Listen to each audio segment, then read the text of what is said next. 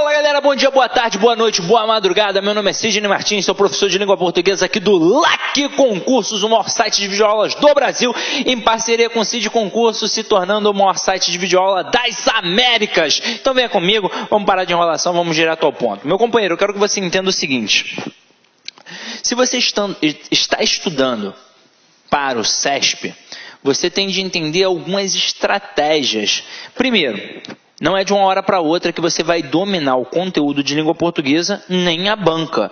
Então, por mais que você faça um bom curso presencial ou até mesmo um bom curso online, você tem de destinar horas de estudo em casa, ou pelo menos uma hora ou alguns minutos, porque é importante que você revise esse conteúdo.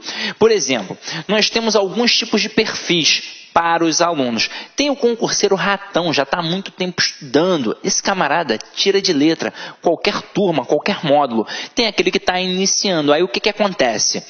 Ele ou é esperto ou ele começa a dar mole. Vamos entender.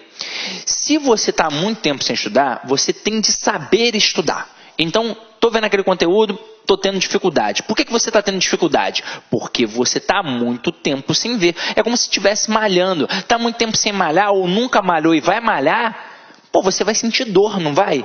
E depois de um tempo, se você continuar naquele exercício, não fica forte? Estudar é a mesma coisa. Então não é num primeiro momento que de repente você vai pegar.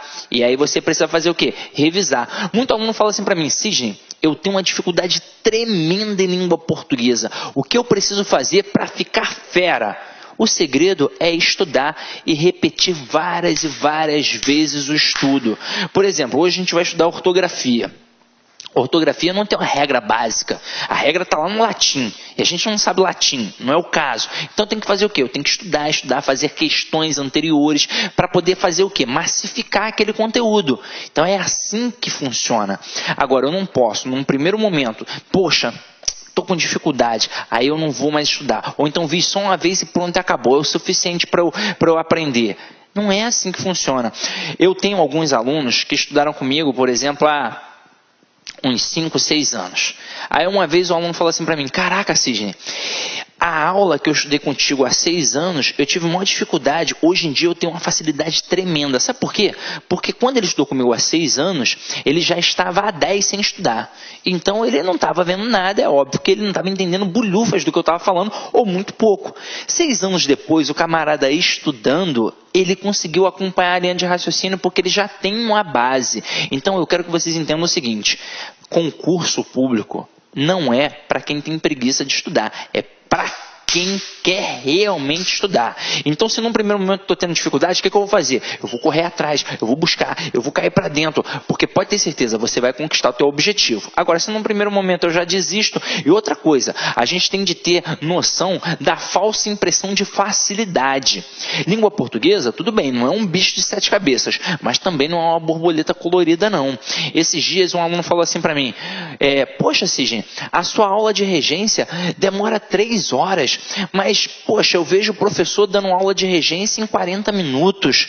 Não é possível você pegar e dar uma aula de regência em 40 minutos? Claro que não. 40 minutos se eu fosse fazer o basicão. O basicão eu dou em 10 minutos. Agora, se você quer realmente saber as pegadinhas, você tem de mostrar muito mais. Então é por isso que a nossa aula de regência tem 3 horas aí de aula, pelo menos, porque a gente trabalha regência verbal, regência nominal e cai para dentro. Então, meu companheiro, quando a gente quer mostrar as pegadinhas, a gente não mostra só aquilo que é fácil, não. Aquilo que é fácil, a gente faz aquela provinha que tem lá do ensino fundamental. Agora, quando você vai fazer uma prova em que a banca é o CESP, você não pode dar mole, porque de vez em quando o camarada, o avaliador, ele é traiçoeiro, ele vai utilizar uma pegadinha. É por isso que a gente mostra as pegadinhas da banca, beleza? Então vamos cair para dentro agora e perceber como é que o CESP trabalha essa ortografia. Detalhe, a aula de hoje funciona como se fosse um combo, porque quando a gente trabalha a questão de ortografia, a gente não trabalha só a ortografia propriamente dita, a gente trabalha também o processo semântico,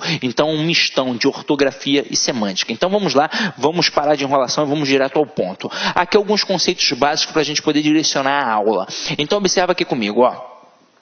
Questões de ortografia avaliam a escrita das palavras e exigem muita atenção à leitura das alternativas. Não há exatamente regras para a ortografia. Esse é um assunto que só se aprende com muita leitura. Há, porém, alguns macetes que podemos usar para identificar algumas letras e determinadas palavras, além de vocábulos que sempre são cobrados em provas. E é o seguinte, para eu fazer questão de ortografia e questão de semântica, a base é a leitura. Então você tem de ler muito, bastante. Sidney, eu não tenho tempo mais para ler Machado de Assis, Guimarães Rosa, Clarice Lispector. Eu também não quero que você leia isso. Você não vai virar um leitor ávido desse tipo de literatura. Mas você tem de ser sim um leitor ávido pelas leituras que são cobradas na sua prova. Hoje em dia cobram muito textos dissertativos, mas você também tem de dominar textos narrativos, tem de entender a descrição. Agora, você tem de entender textos de atualidades. Eles vão cobrar na prova de vocês ou a atualidade ou a discursiva. E quando você faz uma prova discursiva, ou o camarada cobra um assunto da atualidade, ou ele cobra um tema específico. E ainda assim é preciso que você domine algo sobre a atualidade para poder mandar bem naquela escrita ali. Sem contar que mesmo que ele cobre algo específico, ele vai abordar os valores linguísticos. Ele vai sim ver se tem coesão, coerência, se tem uma pontuação correta, se a crase está correta, se o acento está correto, se a palavra está escrita corretamente. Várias questões vão te perguntar em relação ao sentido, em relação à semântica. Como é que eu aprendo isso? Lendo. Ah, professor, mas eu leio muito já. Tem de ler jornal, tem de ler revista, tem de ler tudo isso. Mas tem de ler com foco. Tem de ler com dicionário em mãos. Às vezes a gente vê uma palavra e pensa assim, caraca, nunca vi essa palavra. Depois eu vou procurar o significado. Não deixe para depois. Veja na hora. Esse depois nunca chega. Então anota ali, se possível até coloca num caderninho, porque isso vai ampliar seu vocabulário. No dia que você for fazer uma produção textual, você vai tirar de letra, porque você já tem uma bagagem, um escopo bacana, beleza? Então vamos lá, vamos começar a nossa brincadeira. Olha aqui comigo, ESA com S, ESA com Z, ex com S, ex com Z. Observa que a pronúncia é a mesma. Então para a gente poder matar, é uma diferenciação gramatical. Quando eu pego esse ESA com S, ele corresponde a um adjetivo. Quando eu pego esse ESA com Z, ele corresponde a um substantivo. Então, na hora que eu digo natureza, natureza é adjetivo ou é substantivo? Natureza é substantivo. Então eu coloco com Z. Olha os macetinhos aqui. Portuguesa. Vamos pensar, se eu tenho uma pizza portuguesa, ou se a mulher é portuguesa, esse portuguesa é ou não é um adjetivo? Então, portuguesa aqui vai ser com S. Quando a gente diz língua portuguesa, portuguesa está caracterizando a língua, então funciona de forma adjetiva. Calabresa, aí o aluno pira, caraca, e agora, o que eu faço? Não sei o que é isso? Gente, vamos lá. Calabresa é uma palavra que funciona como adjetivo. Caraca, o aluno pira. Como assim é um adjetivo? Tá maluco, Sidney? A própria linguiça calabresa, ela na verdade é proveniente da Calábria, que é uma região que tem na Itália. Então, se vem da Calábria, calabresa é um adjetivo, entendeu? Que é para caracterizar quem vem da Calábria. Então, calabresa aqui é com S. Você já deve ter visto no mercado. Agora, e beleza? Beleza é um substantivo. Então, beleza é com um Z. Pronto? Matamos? Então, vamos lá. E quando a gente pega ex com S e ex com um Z? Aí tem o aluno que brinca, o meu ex é com X. Não estou falando disso, né? Vem aqui comigo, A ideia é a mesma. Então, com S é adjetivo. Com Z é substantivo. Eu coloco aqui palidez. Palidez é um substantivo que vem de pálido. Então, aqui, palidez com Z. Francês não é o cara que vem da França? Se calabresa é com S porque vem da Calábria, francês, que é o cara que vem da França, é com o quê? Com S. Francês. Agora, e burguês? Burguês também é um adjetivo. Aquele burguês safado, não? Então, não estou falando isso, né? Então, como burguês é um adjetivo, também é com S. Aí a gente tem aqui pequenez e pequinês. Pequenez é aquele cara que é pequeno, então derivou de pequeno. Então eu tenho aqui, ó, com Z. E quando eu coloco pequinês, é o cara que vem de Pequim. Então, se o cara que vem da França é com S, o cara que vem de Pequim também é com quê? Também é com S. Beleza? Tranquilo? Show? Então, vamos lá. Vamos para a próxima. A próxima é bem interessante porque trabalha isar com S e isar com Z. Lembrando que aqui a gente pode até pensar na questão do verdadeiro sufixo. Esse isar aqui é realmente um sufixo. E é o verdadeiro sufixo. O isar com Z é, na verdade, apenas o acréscimo da terminação verbal ar a uma palavra que já possui o quê? O S. Beleza? Tranquilo? Então vem aqui comigo, ó. Pesquisar. Pensa comigo. A palavra pesquisa não já tem o S? Então pesquisar vai ser também com o quê? Com S. Então aqui, ó, pesquisar. Analisar. Aí, não é de anal, né, galera? Pelo amor de Deus. Analisar vem de análise. Então, assim, ó. Análise. Que é com S. Só que aqui, você tem que tomar muito cuidado. Por exemplo, há diversos tipos de candidatos agora que estão estudando para a banca CESP. Então, tem o candidato que simplesmente estuda a língua portuguesa, mas tem aquele camarada que gosta de estudar línguas estrangeiras. E ele domina muito bem o inglês. Aí na hora que ele escreve, que ele fala análise, ele fala analyze. E é escrito com Z.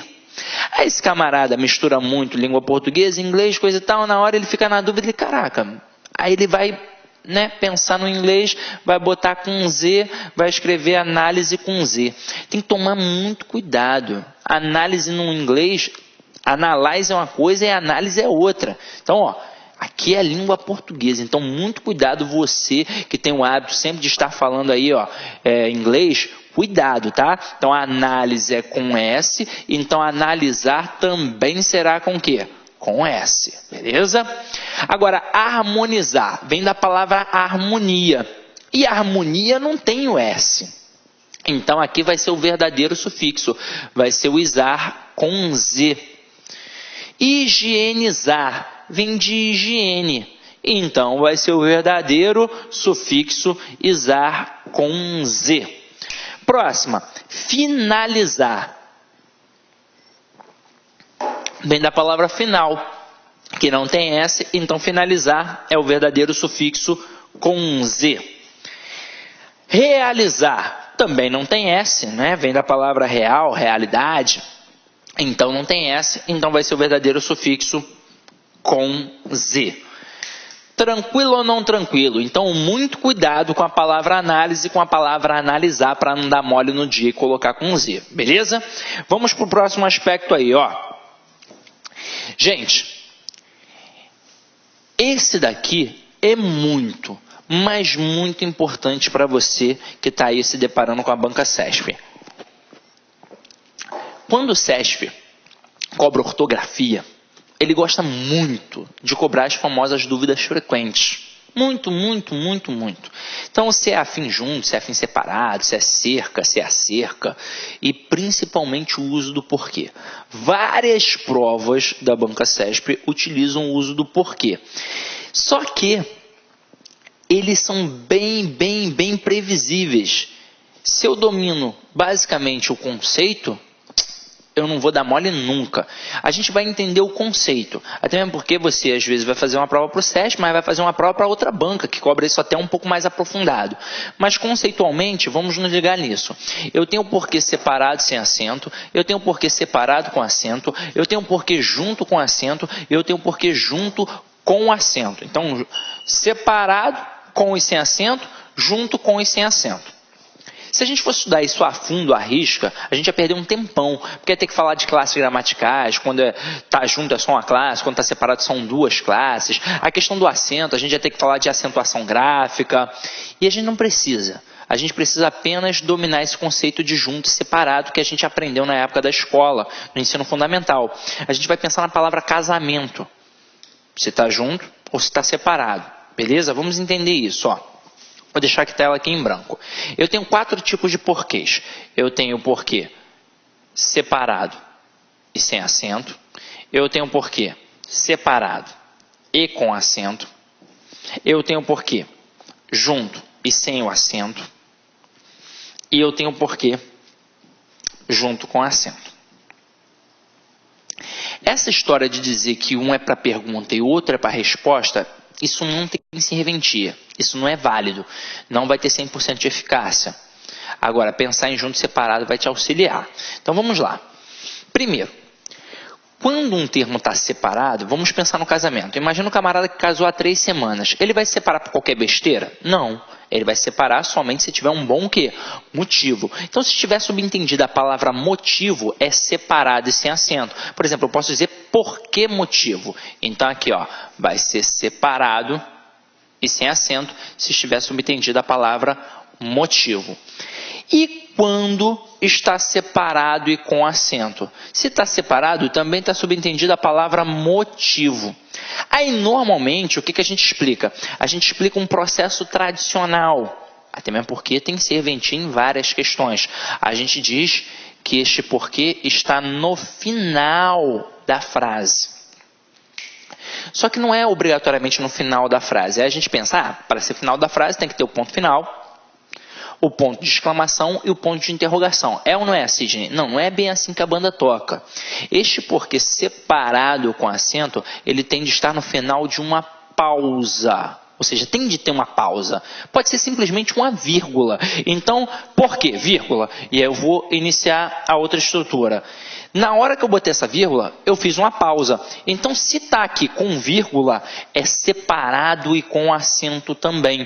Porque esse que se torna um monossílabo tônico terminado em E, por isso que ele é acentuado. Aí que vem a questão da acentuação gráfica. Agora eu quero que você se ligue na seguinte.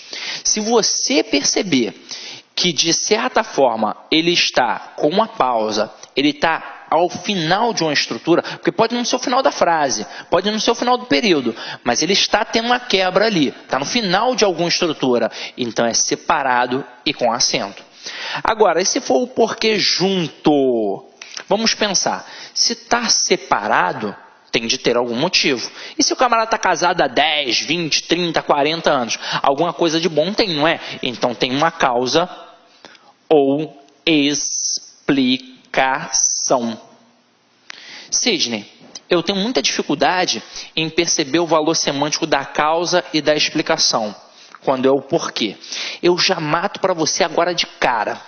Isso é muito importante, e ele indica causa ou explicação porque ele é uma conjunção.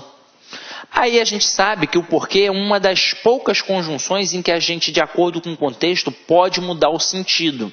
Tanto é que eu sempre digo para o meu aluno gravar as conjunções, porque das 100 conjunções que normalmente a gente tem, 95 tem sempre o mesmo valor e apenas umas 5 alteram o valor de acordo com o contexto e o porquê uma dessas. Gente, para ser explicação, obrigatoriamente tem de ter um cunho imperativo à frase anterior. Então tem de ter ordem. Se eu digo, João, sai daqui agora porque eu não gosto de você, se tem ordem, tem de ter uma justificativa. Então este porquê eu não gosto de você é um porquê explicativo. Agora, se não for o caso, provavelmente haverá uma relação de causa e consequência. Pode ficar ligado nisso. Tem ordem? É explicação. Não tem ordem? É causa. E com certeza haverá o valor de causa e consequência. Agora, não consigo analisar dessa forma. Tenho dificuldade. Tem uma outra forma, Sidney? Tem uma forma muito simples.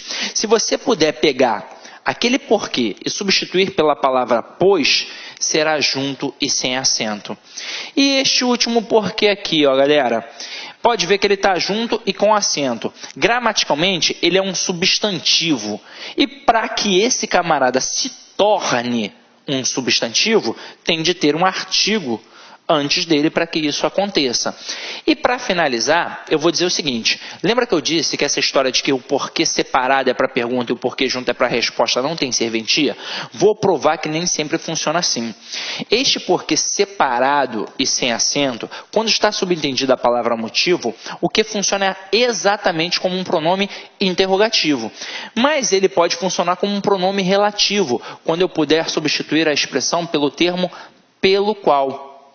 Afinal de contas, a gente sabe que o pronome relativo que se assemelha ao pronome relativo qual. A única diferença entre eles é que o que não concorda e o qual concorda. Então eu boto a mulher que, o homem que, as mulheres que, os homens que. Se eu botar o qual vai variar. Então eu vou botar a mulher a qual, o homem o qual, as mulheres as quais, os homens os quais. Tendo em vista o conceito básico, vamos tentar fazer aqui as questões.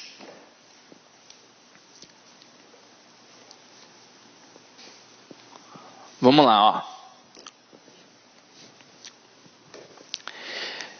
Não sei por que você se foi, né? Aquela musiquinha, aquele sambinha, ó. Então vamos lá. Não sei por que motivo você se foi. Dá ou não dá para eu pensar na expressão motivo? Então é separado e sem acento. Por que parou? Parou por quê, né? Por que parou? Por que motivo parou? É ou não é? Não dá para eu pensar assim? Então é separado e sem acento. Este é o time porque tenho carinho. Este é o time por que motivo tenho carinho? Este é o time pois tenho carinho? Ou este é o time pelo qual tenho carinho? E aí, ó, se dá para eu botar a expressão pelo qual, também vai ser separado e sem acento. Então, ó. Este é o time porque tenho carinho. O que funcionando como pronome relativo, fazendo referência ao termo anterior, time. E este por é uma preposição exigida pela estrutura anterior, na verdade pela estrutura posterior, a estrutura que aparece depois do pronome relativo. Quem tem carinho por alguma coisa. No caso, eu tenho carinho pelo time. Tranquilo? Beleza? Agora, parou por quê? Parou por que motivo? Só que observa que agora, ó, tem um sinal aqui para alterar, para mostrar a pausa. Então é separado e com acento. Não sei o porquê disso tudo. Observa que apareceu antes da palavra porquê. Apareceu o artigo o. E o que o artigo faz com qualquer classe gramatical? A gente aprendeu lá na aula de classe gramatical. Ele é capaz de substantivar. Olá, meus amigos, minhas amigas. Sou o professor Luiz Antônio Carvalho. Estou aqui para convidar vocês a conhecerem a nossa super proposta pedagógica para o concurso da PRF 2018-2019.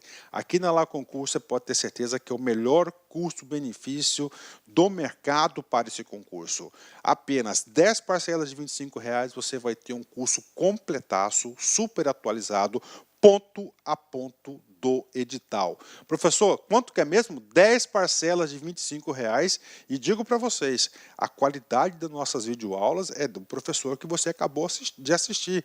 Nós não temos professores medianos, nós temos professores sempre top de linha, professores bastante experientes, que eu tenho certeza que vai ajudar vocês. Bacana? Então, convido vocês aí a estudar aqui na Lá Concursos. Quer se matricular? Clique aqui embaixo, tem um link para você fazer sua matrícula, que é algum esclarecimento. Nós temos aqui também um link, você vai falar no WhatsApp da nossa empresa lá, com uma das meninas do nosso atendimento. Bacana, meus amigos? Espero vocês aqui na Lá Concurso. Ah, detalhe, de segunda a sábado, todos os dias, às 9 horas, nós temos aí uma live de um assunto importante sobre a PRF. Tudo bem, pessoal? Espero vocês. Um forte abraço. Fui. Tchau. Clique lá.